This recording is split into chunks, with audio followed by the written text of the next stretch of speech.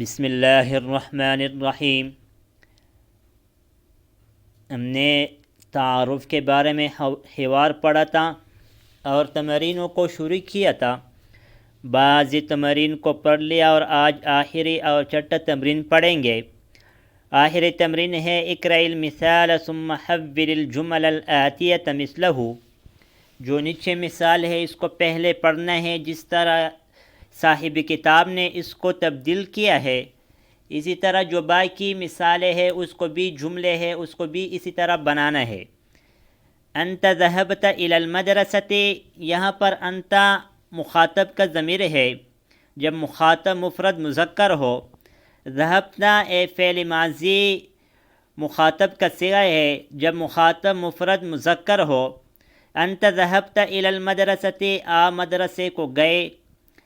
ابھی انتا سے انتم بنانا ہے اور ذہبتا سے ذہبتم بنانا ہے۔ انتم بھی مخاطب کا ضمیر ہے لیکن جمع مخاطب مذکر کا ضمیر ہے، اسی طرح ذہبتم بھی فعل ماضی ہے لیکن جو صیغہ ہے مخاطب کے لیے استعمال ہوتے جب مخاطب جمع مذکر ہو۔ انتم ذہبتم الی المدرسۃ، تم مدرسے کو گئے۔ انت خرجت من الفصل، آپ کلاس سے نکلے۔ انتم خرجتم من الفصل، تم کلاس سے نکلے۔ انت جلست فی الفصل، آپ کلاس میں بیٹھ گیا۔ انتم جلستم فی الفصل، تم کلاس میں بیٹھے۔ این ذهبت یا اخی، آپ کہاں گئے اے میرے بھائی۔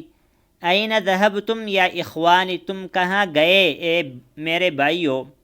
لماذا خرجت من الفصل یا ولد، لماذا کا معنی ہے کیوں، آپ کلاس سے کیوں نکلے اے لڑکے۔ لماذا خرجتم یا اولاد، لماذا خرجتم من الفصل یا اولاد، تم کلاس سے کیوں نکلے اے لڑکو۔ الکلمات الجدیدۃ، نئے الفاظ۔ الحفید ابن الابن، بیٹے کا بیٹا، او ابن البنت یا بیٹی کا بیٹا۔ میں نے پہلے بتایا تھا کہ حفید کا معنی پوتا نواسا دونوں آتا ہے۔ جمع ہے حفدۃ۔ الکلیۃ، کلیہ کالج، کلیات جمع ہے۔ کلیۃ الطب میڈیکل کالج، کلیۃ الشریعت شریعت کالج، کلیۃ الہندسۃ انجینئرنگ کالج، کلیۃ التجارت بزنس کالج۔ المحکمۃ عدالت۔ الاخو بھائی جس کا جمع آتا ہے اخوتن و اخوان، دونوں طرح جمع استعمال ہوتا ہے۔ اہلا و سہلا و مرحبا، خوش آمدید ویلکم کے لیے استعمال ہوتا ہے۔ الیونان یونان۔ نصرانی نصرانی عیسائی، نصارى اس کی جمع ہے۔ البلد ملک کے لیے بھی استعمال ہوتے ہیں، شہر کے لیے بھی استعمال ہوتا ہے، جمع ہے بلاد۔